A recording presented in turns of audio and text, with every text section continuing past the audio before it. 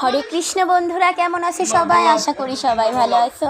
আমিও আমার প্রভুর কৃপায় অনেক ভালো আছি। তো দেখতেছই আমাদের শিকু সোনা কতটা দুষ্টু।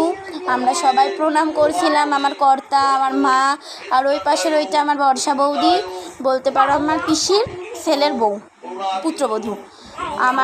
আমরা সবাই প্রণাম করছিলাম। আমার ভাই ওই যে পিসিটাও প্রণাম করতেছিল আমাদের দেখা দেখি।